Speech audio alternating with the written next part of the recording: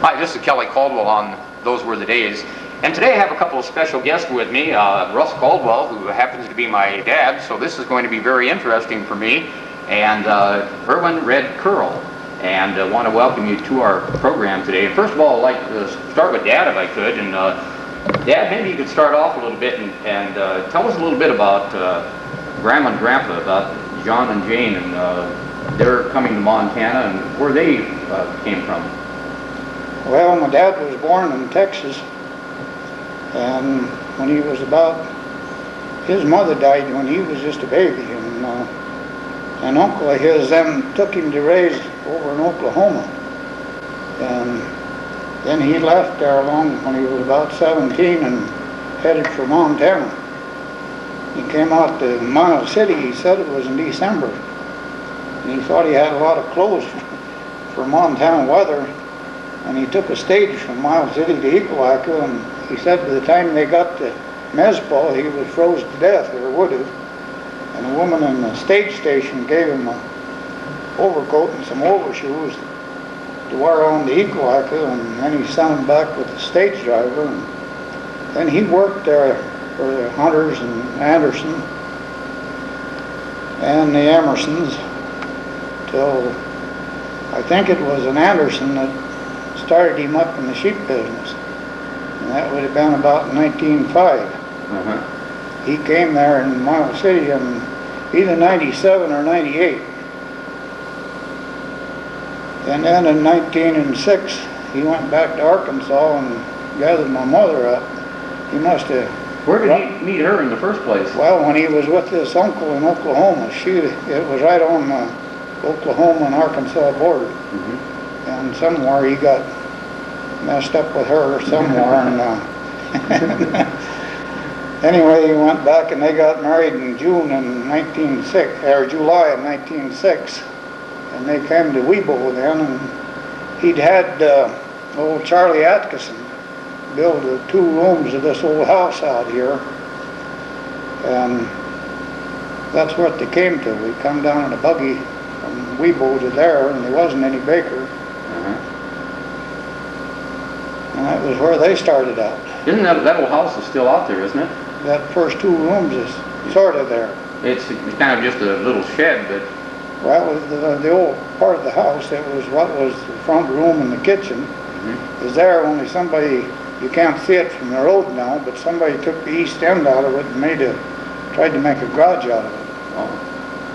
I know Grandma used to talk about when they came down from Webo and on the wagon, and they got out there, he had the place all boarded up and he had to push her through a window or something? Yeah, somebody had unloaded a bunch of freight in there, I guess, for some reason or other, and they couldn't hardly even get in. And that was her initiation into Montana. Into Montana, huh? Yeah. When was his initiation into Montana? What? When were you born then? 1914. You hadn't come along yet.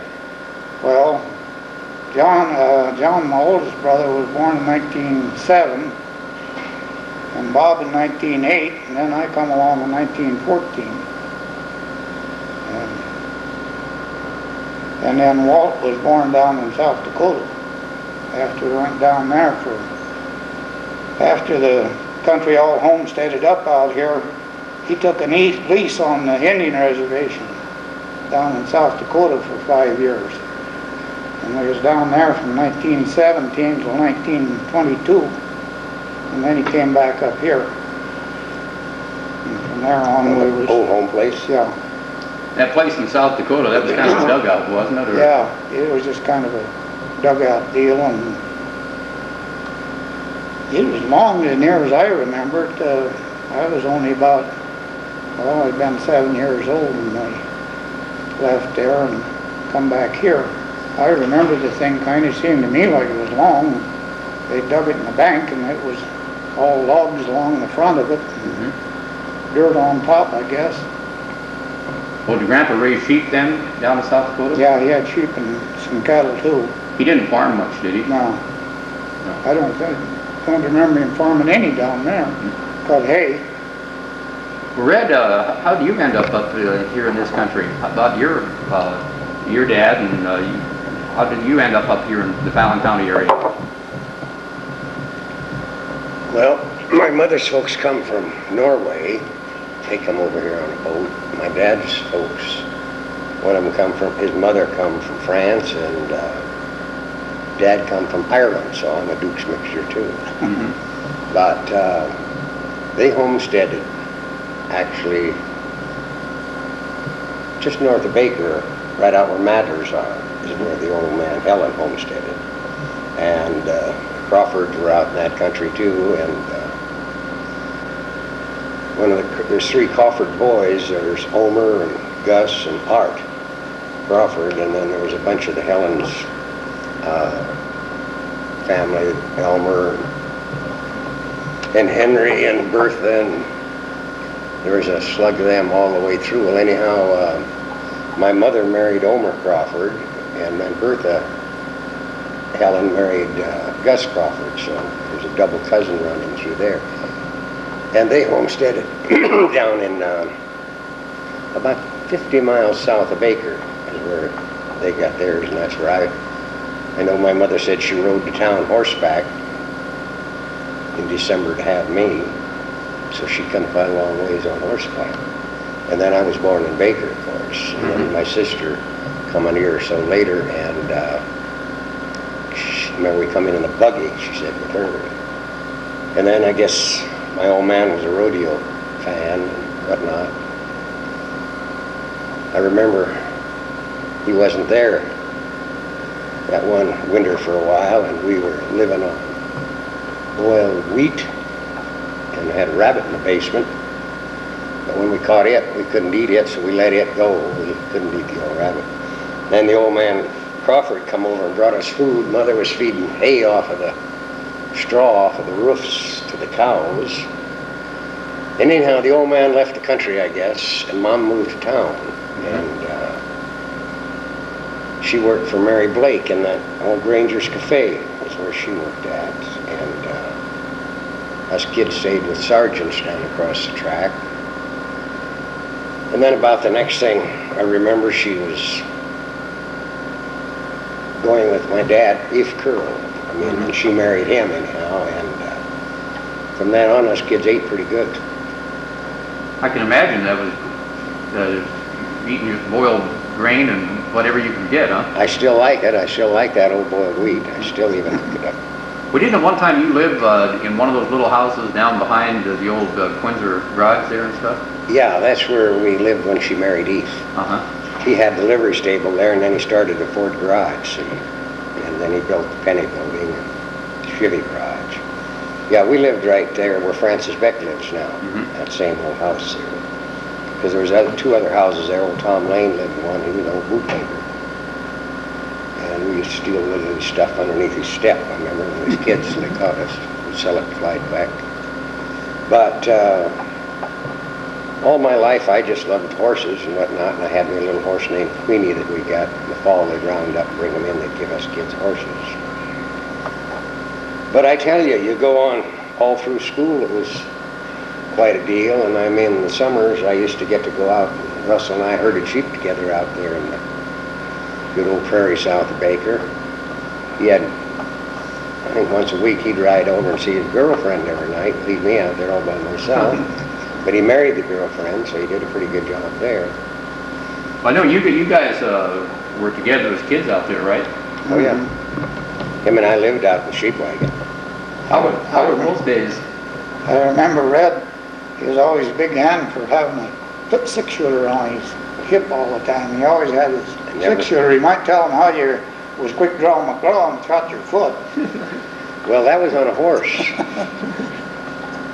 Yeah. Well, the one that I was thinking of before that was out there when I used to herd them sheep with the thing too. You'd shoot the dust up there, and one day I didn't herd too good. I shot one.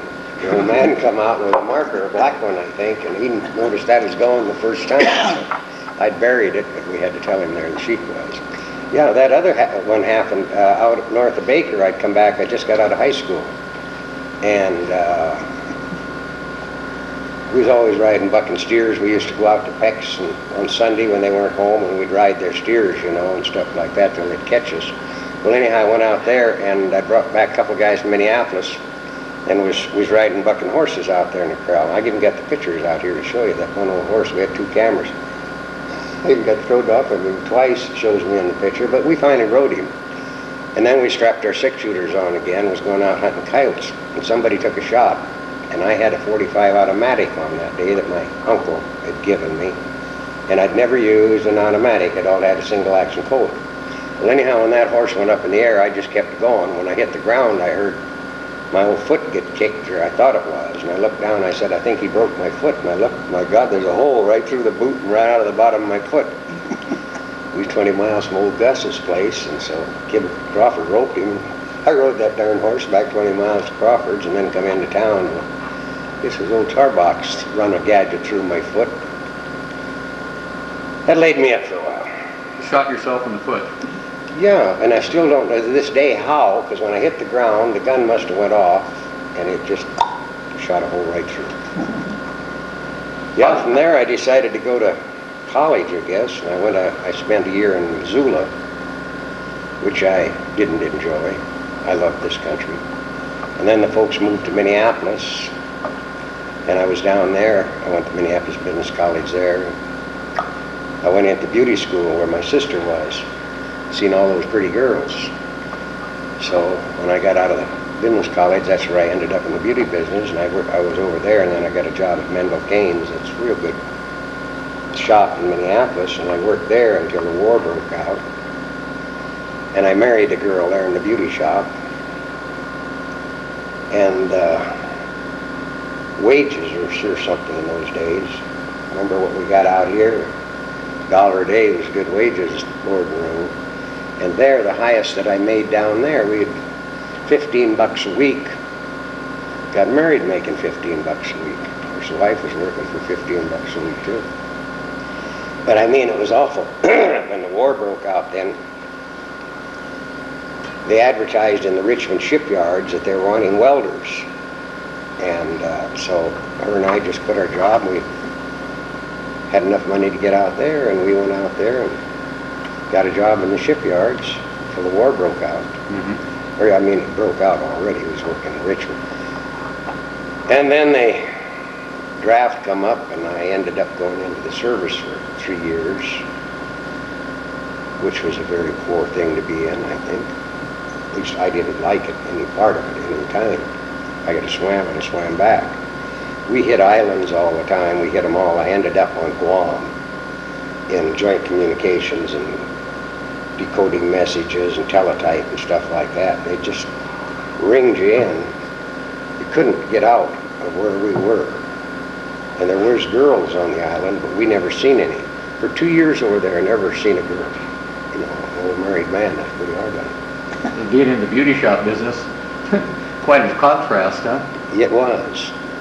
And then after the service, I come home and went to work in the bank for a while.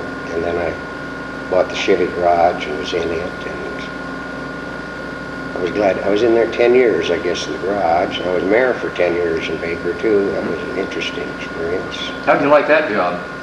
I liked it because I got a lot of things done. Mm-hmm. Paved the city of Baker and put in new water wells in here and put in all these new mercury vapor lights and got an awful lot of things done while I was in there. We had a good council. I truly enjoyed it. It was work, but it was fun. What year did they pave the streets in Baker? In the 60s, I think it was. Yeah, 59. It was right close to that when we paved it. I got a picture somewhere of it. No, it was really interesting. I mean, I liked the work in the city council. It wasn't politicians like they are nowadays, I don't think, but we all worked together, and the people in Baker were real nice. Mm-hmm. One thing I remember the most, when we were paving that northeast end of Baker, we had sold the bond to pave the town.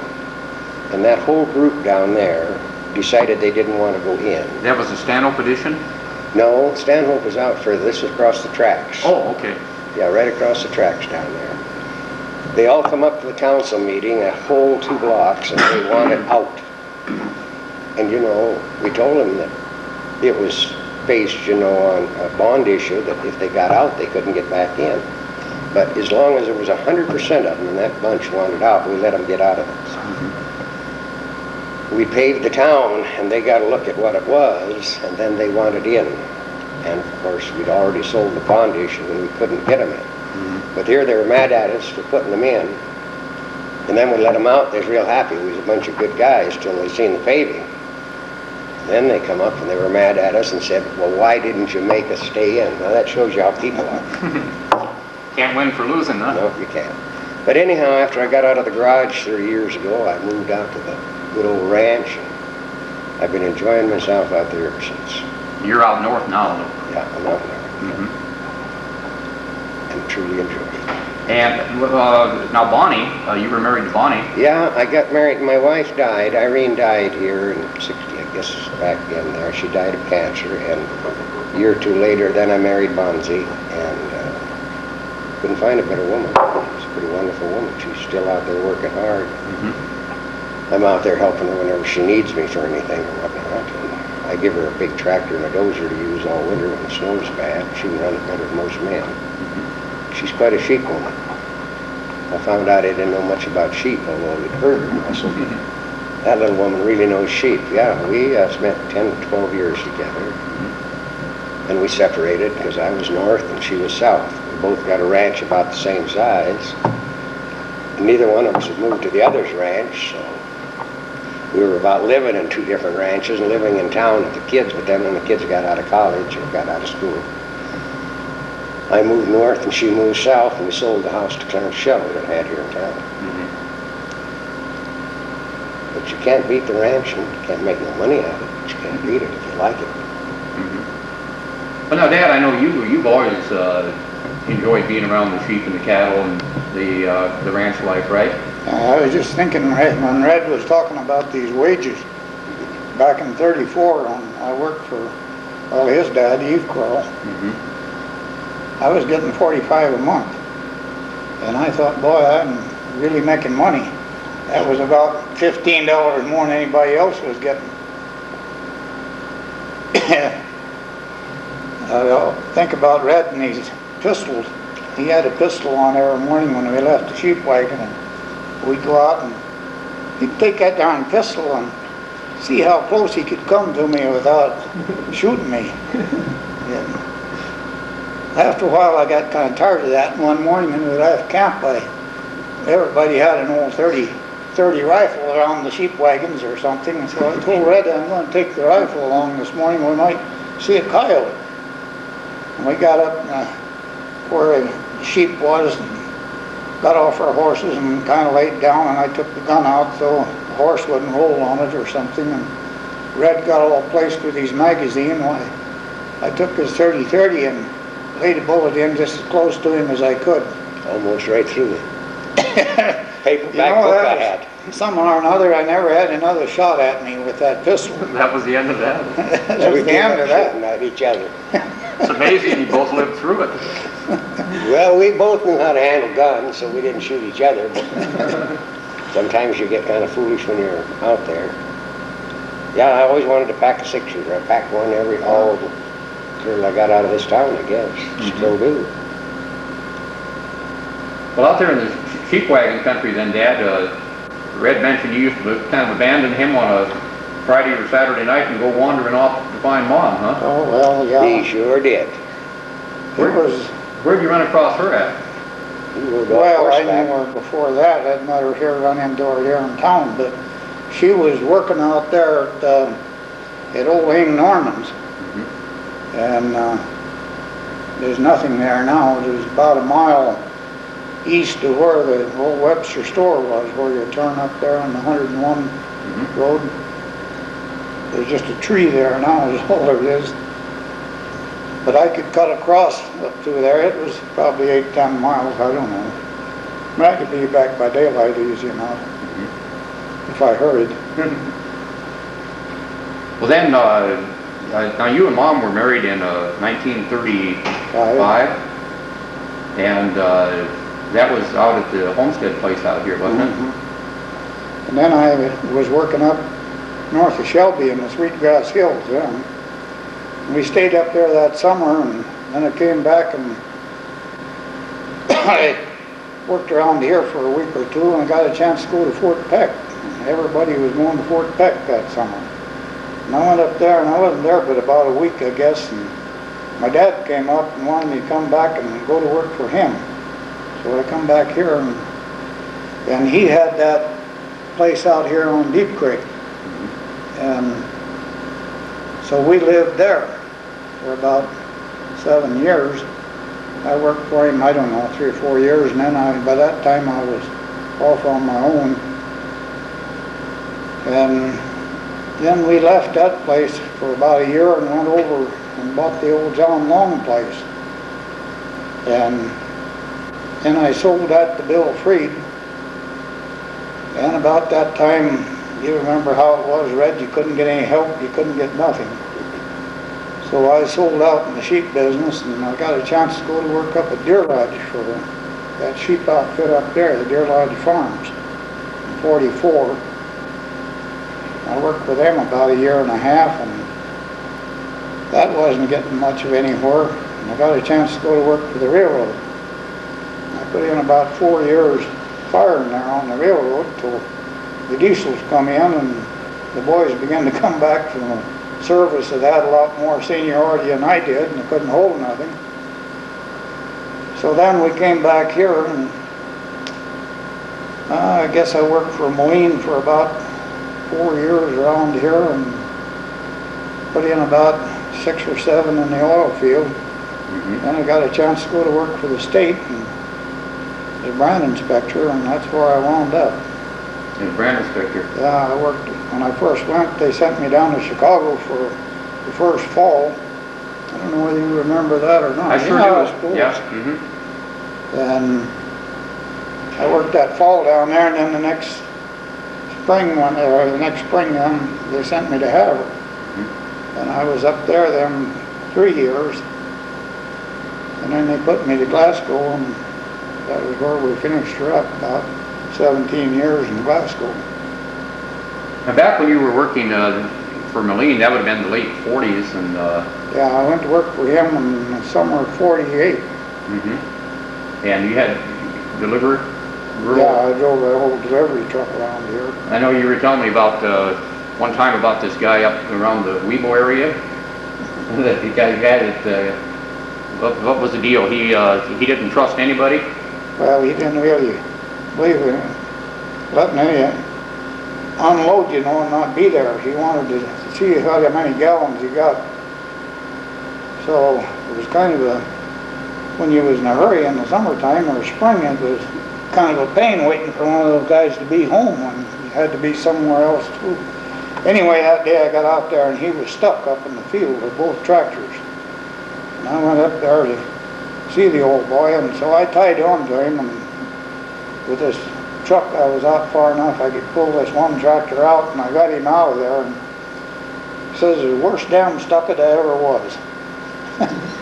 Anyway, from there on he let me unload. He said, you can go ahead and unload from now on.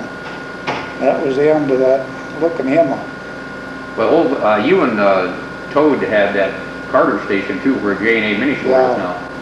For a long, about, wasn't even a year. Oh. That wasn't really paying proposition.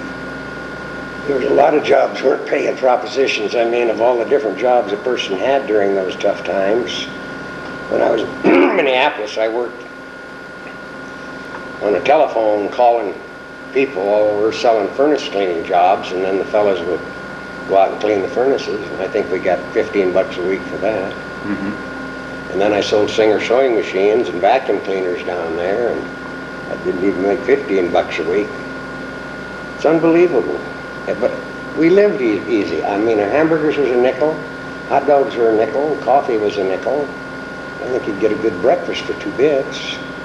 So we didn't really have to spend a lot of money. When Irene and I got married, we drove back here from Minneapolis, and I bought a car for $700. And we took a month's honeymoon. We were married in the Lutheran church here in Baker. And we went up to Canada. We spent a whole month. in that car, and you know, we kept track of our cigarettes, our food, and everything. And when I was in Calgary, I had an uncle, he's brother up there, and he always told me, when you get married, come up and I'll give you a cow. Well, I had been going with Darlene Hubbard here in Baker all those years when he told me that. Well, when I get up there with Irene and went out to see him, he said, well, my God, Red, he said, you married the wrong woman. Said, I can't only give you a calf now. I mean, talk about a crazy character. But anyhow, he did. He gave me the calf, and he gave me the money for it. And we traveled for a whole month, went through Banff and Lake Louise, and then down to Salt Lake where my sister was.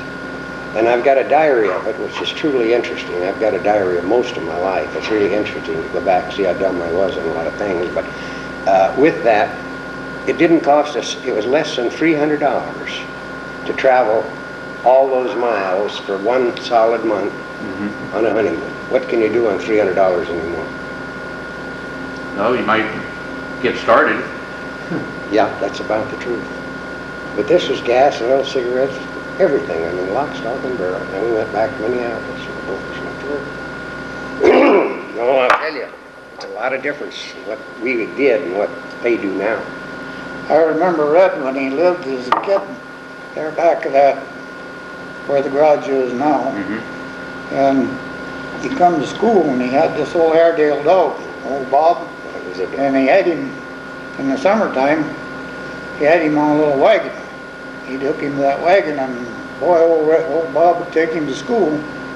And he was there when he was ready to come home. Well, you came home at noon too, didn't you? Yeah, he'd be there. Everybody did. You didn't have to have somebody didn't cook lunch for us.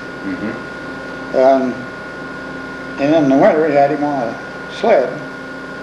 But our old dog, I remember one time they had dog races on the lake in the winter. And Woodrow Epp had a dog. Motocross. And one of the young boys, old Doc Young's, Byron, wasn't it? Had a big old black Newfoundland. I don't remember what Epp had for a dog, but anyway, in this race, Red was in the lead. Figured he was going to really win, and his mother was down there. Come on, Bob, come on, Bob. Bob was coming all right, but instead of going on across the finish line, Bob went over to her. We used to have a lot of fun in them races. Yeah. Where did they have those races at? Right out on the lake. If you could just give that old Airedale a rope, he'd take it in his mouth and just bend over and take off and pull you on it, skis or anything. And then I had a harness that I put on him too. I'd go clear out to Crawford's with him on a wagon, or in the wintertime on skis, and that old dog was a wonderful dog. He was. He pulled me out of the lake one time. I fell off my raft out there, and I got a wave in my throat. And I wouldn't be here today if that hadn't been for that old dog. He jumped in, I got a hold of him, and he took me to shore. And you know, it was weeks after that he didn't want me to go back in the lake. I'd go down by there, he'd get a hold of my pants leg, he'd pull me back. One thing, I never lost a fight when I had that old Airedale. Anybody'd get on top of me, he'd just grab a hold of their pants leg, and the kid with the pants come off, one of the two. But he was a great dog. Somebody shot him on me. He did? Yeah. We woke up one morning, and he'd come in the basement window and go into the basement, and went down there, and the old boy was dead. No, I lost the best friend I ever had when I lost old Bob. You know, your first dog as a kid. Yeah. Big old Airedale was a wonderful dog. Sound like he took pretty good care of you. Took awful good care of me. He sure did. I remember sometime when you was about that same age somewhere up there on the school ground, you broke your arm. Yeah, somebody jumped off of that, you know, had a little roof outside of there. Eldon Mingle or somebody, and he jumped off on me, you know, like kids do. Well, I went down. It just made a bow and arrow out of my arm. Oh, That's how I got it broke. Having that broken arm, but I couldn't remember what happened. Well, Dad, you spent a lot of time out there in that in the gumbo out there herding sheep. Then I know you named all those buttes out there, or everybody had a name for all of them. Yeah. That was kind of Bob and I on this first gumbo out here east of Peck's, down towards Beaverland. Oh, we had one wagon or one hill where you could see the train go by, and that was Train Hill. And then we had another one where we spent a 4th of July. That was a 4th of July hill. It was round-topped hill and the sand hill, and well, the sand hill was still sand hill, it always was. You remember that in Red, they used to come out from town here, the teams, go out there that old sand hill and get a wagon load of sand, and they was getting it for the city, making cement, and I don't know if it was for the city, but for building here, when they were building houses, all that sand, a lot of it came from down there. It was really nice sand. That's, I suppose, still full of sand there. There's still a lot of good sand out in South Country out there. Yeah. There is. That's one of the few places. But that thing was just pure old fine sand. And well, you and Bob and Walt spent a lot of time out there herding sheep. Johnny wasn't really into the herding sheep too much, was he? No, he did more of the farming there at home, what farming he did. Well, what year was Grandpa John Coldwell? How did he get into as sheriff here in Fallon County? Well, he had sold the ranch out there to Bob, and he retired and moved to town, and somehow or another, whoever was deputy had quit or something. Anyway, Bill Holmes wanted him to take the job as deputy, so he did, and about a year later, there was a prairie fire out here. Well, that was on our old place, and Bill had a heart attack and died, and my dad wound up finishing up Bill's term as sheriff. And then he ran for one term and got that, and then he was going to retire and quit at the end of that term, and in November he had that stroke before he was the end of his term. Yeah, well, while he was in, Chris Eklund got killed out there. Yeah. And I remember I've flown an airplane ever since Lord knows when, 40s. And I had an old J4 Cub. And I was out by Chris's place and circling around. I see some guy waving and waving and waving his hands at me, so I landed out there in the alfalfa field, and he said he was just lonesome, but he was watching Chris. Johnny had him out there, or he was watching the place, because they were investigating and didn't want anybody in the house yet. They never did find out what happened to old Chris, neither, the poor old devil. But then when I went to take off in that lousy airplane, they had little ditches along there, and he hit one of them ditches, and my propeller just curled that propeller off. So I revved it up a few times, and it seemed to, didn't vibrate or anything, it seemed to work out pretty good, so I took off with the airplane. Oh, ho, ho, and I got in the air. That old airplane was just shaking. I thought it was going to shake to pieces. But by golly, I made her back to Baker. Knowing now what I do, I would have landed right away again anywhere. You should have. Should have shook me to pieces. I wonder if something didn't break off the thing, fall apart on you. It should have shook something plumb loose. Because I come back from, it was at Salt Lake City one time, and we hit, it was in the winter time, and there was probably a foot of snow on the airport out here, and I called in from Billings and asked him how the runway was, and Walt Sealer said he was working for me, and I was in the garage. Said, heck, it's good.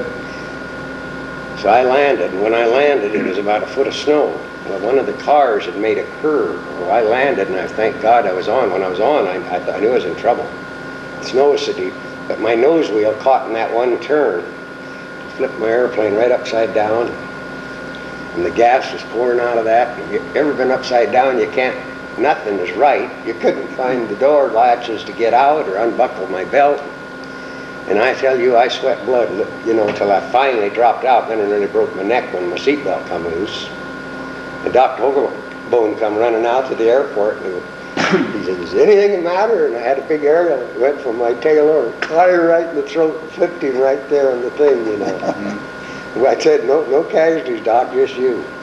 But you know, it didn't hurt that plane too bad. Bent the prop, had to put a new prop on.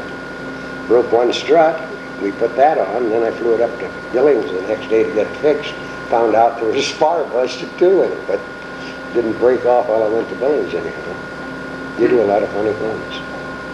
One thing I wanted to mention too, Dad, when you were, I don't know how old you were, when did you and Floyd Peck and a couple of these guys take off on your own on a little excursion up around Forsyth or something? How old were you there? Didn't you? Oh, it was in the fall of '28, so I wouldn't have been about 13, I guess. Was that really a planned trip, or what was this? Well, it was planned about the day before. Who all was in on this? Bob O'Donnell. And Floyd Peck and yourself? What were you doing here? What was we doing here? I mean, what was the story on Well, this? we were going to school, and I come in with this old Model T that morning, and it was an old thing. It had been an old touring car, and it didn't have any top on it or anything. You remember how they used to cut the back seat off and put a box on? Right. Well, that's what it was. So we decided we was going to go to Sheridan and get us a job on a dude ranch. I don't suppose between the three of us we had $20. Anyway, we took off for that morning with this old Model T. Kind of running away from home, huh? Yeah, and that was before the road goes up like it is now. We went up through up to Plevna and Westmore and Isme and Mildred and Fallon. Anyway, and on that afternoon we got to Terry, and we stopped there, I guess, and got some gas. And we started out at Terry, and we was just right on the edge of town, and that old wishbone thing that held the front wheels came down. Well, it just turned around and tipped us over right in the road. So we just got out of the thing and left her.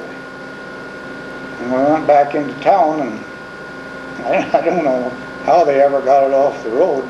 It was right on the old, well, they called it the Yellowstone Trail then. We got back into Terry, and sometime after dark that night, a passenger train came through. So we took the passenger into Miles City. We decided that we couldn't do much of that because we'd be out of money, and the next morning we started hitchhiking. We got out on the highway, and it was a manager, I think he was manager, he worked for Sawyer's store in Forsyth. He picked us up and took us to Forsyth. And then we caught another ride out of Forsyth up about to Hysham. And from there on, we never got any more rides. And that was about as far as Floyd and I ever got. And Bob, somehow or another, we tangled up with a kind of a bum around there in Hysham. And we decided if we split up, we'd have more chance of getting rides on the highway. We were trying to get to Billings. Anyway, Bob and this old boy caught a ride, and Floyd and I never did. And we decided we'd catch the first ride that we could catch whichever way he was going. And first thing that came back was a train. So we hopped this old freight train there in Hysham, and we got back down where that coal strip is now. And that line went up to coal strip, and they stopped there and left all the cars. All they took into Forsyth was about 3 cars. So of course we wasn't going to walk. We got on the back end of this, or got up on top of this last car, and they headed for Forsyth. Of course there was sparks and coals and everything else. There was an old coal-fired engine. We was hanging on with one hand and fighting fire with the other, and we were as black as any pair could be when we got in Forsyth. And we hung around there for a day or two, and the next time we decided to move, we went to, that one was going east too, and we took a train to Miles City. We got off of that thing and walked uptown, and right about where the old 600 is now, the Milligan bar and all that stuff, the Milligan Cafe and hotel. First guy I think we seen was my dad. Hey, where do you guys think you're going? Well, we didn't have any idea where we were going, but we were sure glad to see him. We was hungry. And he brought us back home. That was the end of your adventure? That was the end of our trip, and Bob, so I don't remember how for sure he got home, but he got home about the same time we did too. Somebody had got hold of him and sent him money or something to get home on. And well, when you ran across Grandpa at Miles City, was he looking for you? yeah. Oh, okay. It wasn't no accident. He just No, ran. he didn't happen to be there. He thought he was looking for us, but he was in the wrong place until we come back there. quite a trip anyway, huh? And we was gone about a week, I guess. But I know we was getting hungry, Red. We was out of money and getting away from home was rough. I imagine you made a few trips like that, Red, hadn't you? Or... First train I ever went on was when I went away to school at Missoula. No, I hooked one train down to Marmouth one time. And then we about had to walk home. But we were lucky that the darn thing stopped there. If it hadn't, we might have ended up in Miles City. We were just up and right on the blasted thing. There were only 2 trains ever got on there until later on in life, anyway. No, we had a lot of fun on it. Well, then you two have kept in touch with each other, or bumped into each other all through the years then, right? oh yeah. Sure have. If I came back here, I'd always look Red up when he was around. That's right. Yeah, both of us was going there quite a siege for a while. Because after 1935, when I left here, well, I didn't come back till after the war. And you were going about a lot of that time, too. I left here in 44. We was gone till 48 then, or 47. Mm-hmm. And then we was here till 57 when I went to work for the state. And then we was gone again for a long time. As a stock inspector, you were going a long time. Now, you started out, and you mentioned one time here a little while back that you went up there in '56. You went to Chicago, and I remember the trip that Mom and Grandma made. They went out there to visit you. Yeah, they come down. On the train. Yeah, sometime probably November, that fall. And I stayed there.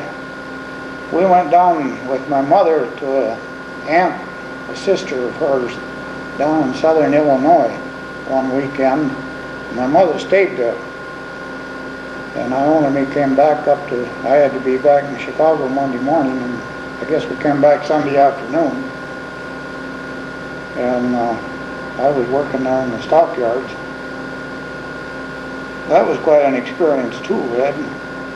That Chicago stockyard's a little bigger than some of these.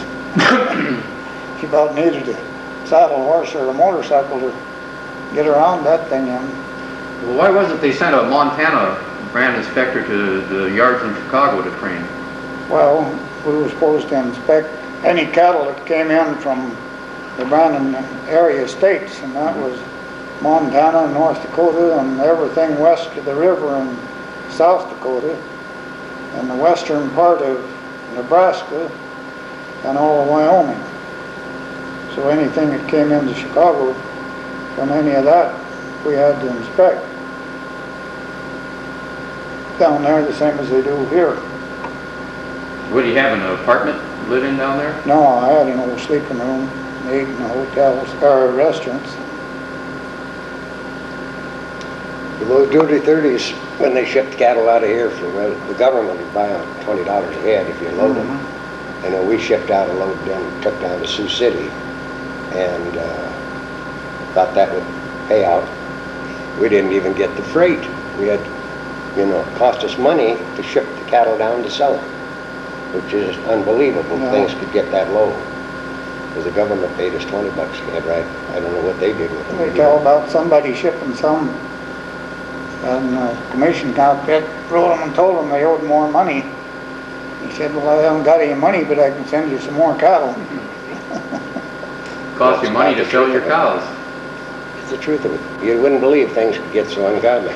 When I got married to Irene, we drove back here from Minneapolis, and I never will forget when we hit Baker, there was grasshoppers sitting on the sides of the posts, and I'd always told her the beautiful blue skies, what a country.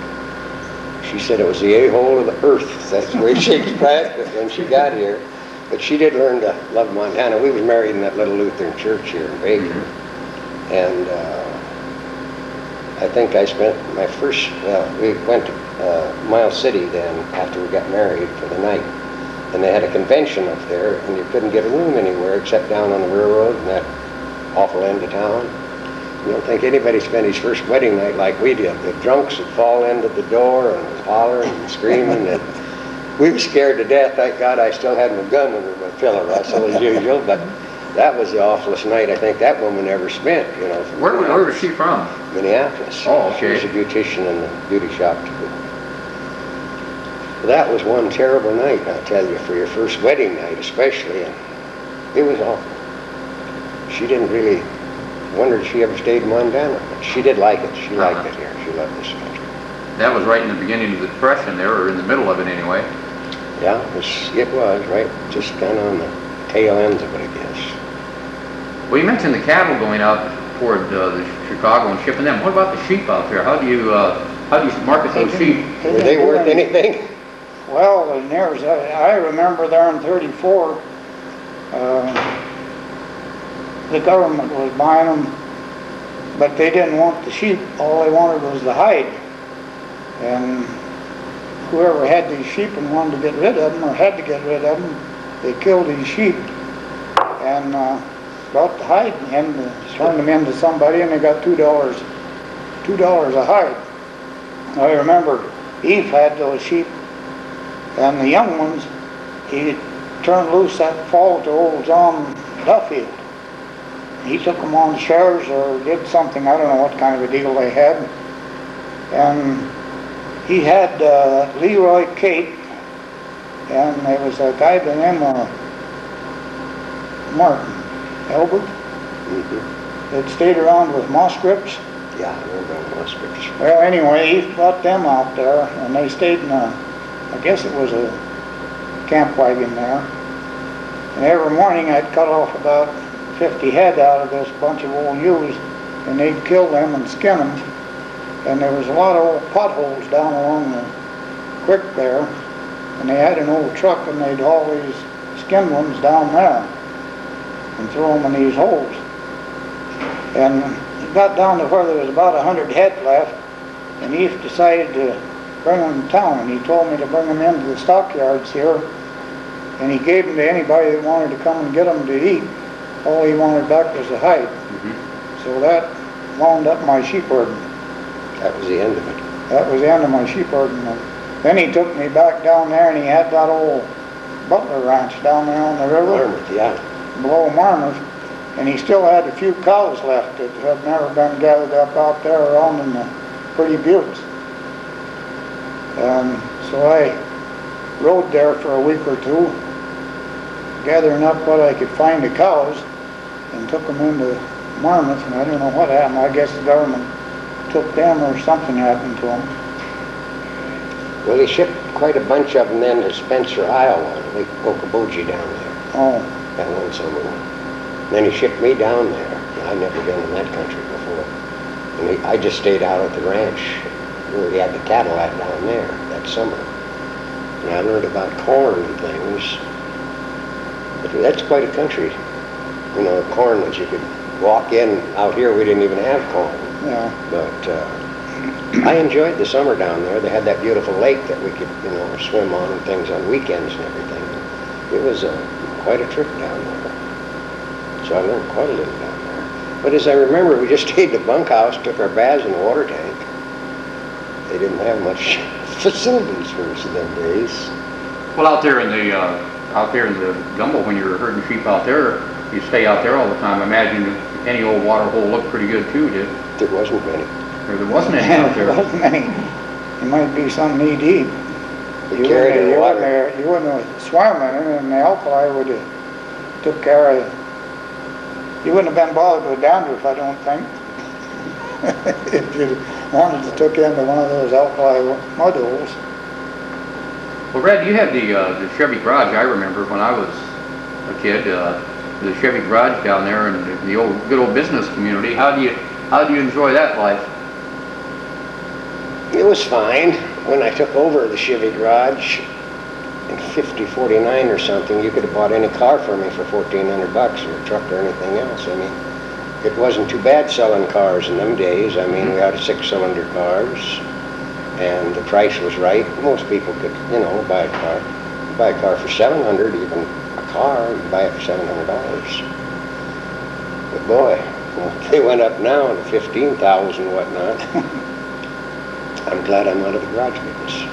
No, that used to be quite a big deal in in September, the new car showing. When you had the New Year's and you had the new car showing, you had all your new models. They really kept them under wraps until the day of the showing. And you had coffee and Pepsi and donuts, and that was a big event to go in to take a look at those new models when they came out. Yeah, it was. It was always nice. There wasn't too many changes in it, but they made it a big deal, and they stuck us for a lot of stuff to buy, you know, for the showing on it. And well, we had free coffee and everything, and we sold quite a little cars. The funniest part of the whole garage business with me, though, was when I first took the garage over. I worked in a garage when I was a kid, you know, in high school. I worked down there all the time and did painting and stuff on. But anyhow, the day I took the garage over, George Morton come in, and there was somebody else come in. I think 3 guys come in and bought cars from me. Well, I'd worked in a garage and gas, oil, grease, paint, all of this stuff, but I had never sold a car before in my life. Well, they come in, and I looked up the price list on the cars, and I finally found there where I thought that was what it was, my invoice or whatnot. And I sold that one car to George Morton, and bingo, here's another guy come in, and he wanted one, another guy come in, and he wanted one. So finally, the next day, I got to checking things over, and I found out I was selling them their cars at my invoice price. You wasn't making a nickel on I them. never made a dime. But I sold my first 3 cars, in other words, for just exactly what they cost me. Probably I paid a little more because I had to pay the interest on the plastic things. So they probably came right back and wanted to buy another one, huh? They're all good buddies of mine. I had a lot of them come in the next day and wanted cars, but I'd found out what I'd done, so I changed my mind about things. Price of cars went up, huh? Sure did, but it was interesting. Well, now there was 3 garages, wasn't it? Randash had theirs, and then you had, it was Keirle Motors. And then right on the corner down there, was that north or? Yeah, see, when we left for Minneapolis, he sold his Ford garage to Andy Gump for Victor North. And he run that till the day he died, I guess you might say. Him and Jack Mallett. Sherman Loveless worked over there. Yeah, I was just 10 years in mine, and it was an interesting part of the life. It was. Where that garage is now, you probably remember too, there was the old livery barn there. Where the Ford garage sits, yeah. There, and that burnt down. And then he I guess, started up. Yeah, he bought Price out. Price had the Ford garage. Oh, he did? So he bought Price's out, and then he started the Ford garage down there. Yeah, that was a livery stable. Ivor Highland run that for us at one time. You mentioned that burnt down? Yeah. What year was that then? Oh, 20s. 26, 7, I suppose. Yeah, 20s. Well, then on the other corner, the lumber company. Right across the street, it burnt down too. But that was later, quite a lot later. Well, there never was anything right where that corner Not in the corner. Where Russell's store. Russell's store is west of it. There never was a thing in there. There was a feed yard in there. I remember one time a bunch of, I don't know what they were doing with them in there, but there was horses, a lot of horses in there one winter, and there was a guy there breaking these horses. I remember I used to try to watch as much as I could and I always hoped he was going to ride one. I'd get to see him ride this bucking horse. I don't remember who the rider was or anything, but I wonder, was there anything in that barn when it burnt down? Like horses or? No, it didn't burn down, Russell, till it was a garage. Oh, it didn't? See, when we got out of the livery stable business, he bought Price out and we started the garage. Oh. And it burnt down right to the ground. We lost everything we had in the thing too. And there was a few other cars in there also. And then they all sued him. But he did have a sign, a picture of a sign, not responsible for fire or theft or anything. And so that's the only thing that saved him from bankruptcy in a hurry, you might say. But there wasn't too many other cars, but we lost all ours in there. Then he rebuilt it now into the garage. It still sits down there now. Well, you remember down in there somewhere, around where Old Roy's Motel are back in there somewhere. Stanhope's had a livery barn, and that burnt down. That's right. And that, I remember there was some horses burned up in that fire. That's right. And then along in there about, back where the MDU building is now, there was a livery barn. Dunbrasky. Wasn't it Dunbrasky had it? Down across the railroad tracks there was a... Well, no, right there was a barn too. Yeah. And then where the MDU building is, there was a lumber yard or something there. You remember the... Oh yeah, that lumber yard. I don't know who the lumber yard was, but I remember going in there and playing, climbing around in that lumber. Well, there was a freight yard back there also, wasn't there, where the Continental Freight? Well, yeah, that was later though, where Jacobs, Yeah. Earl Jacobs. Yeah, Earl had that down, that is. I don't know what that was to start with, I don't remember. Well, Dad, when you retired up in Glasgow from brand inspecting, you took off for Arizona for a few years also. Yeah, we was down there 9 years, but traffic got too thick and too many people to suit me. I couldn't stand it any longer. Couldn't take those mild winters. They're awful nice, aren't they, Russell? Yeah, where we was, it wasn't too, the summers were really nicer than the winters, I thought. It didn't get hot in the summer, and the winters it'd get chilly there. It'd freeze and snow, and the wind seemed like it blew every day. And Mesa was different. I never saw it. Yeah. Winters is lovely. Summers are hot. yeah, I know. We was up pretty high, you see. It was about 4,800 feet where we was. We was right down close to the Mexican border. In fact, where we lived, we could look off right into old Mexico. We was about, 8 or 10 miles from the line. And weren't you down there too, Kelly? Yes, yeah, I was down there for about 4 years. Well, no longer than that, about 5 or 6. That was in Sierra Vista. And then you and Mom moved back here in 86. 86. 4 years ago, right about now. And bought the house over on the east part of town here. Well, Red and Dad, anything else you want to add while we're together and have an opportunity here? Can't think of much. Do you, Red? It's going to be a pleasure being up here. Yes. Getting to visit over old times. Well, I'm sure glad we had this opportunity, and perhaps we can just add to this one of these days. We may think of some good stories that we didn't dare tell today. Yeah, well, I think the statute of limitation is probably out on most of them. So Well, there's some things that you never will hear. it's gonna never gonna be on tape, huh? No, Okay. That's about the truth. that's kind of between Red and I. It's gonna be your deep secrets. Well, that's going to be our program for right now then, and our guests have been Irwin, Red Keirle, and Russell Coldwell, and those were the days.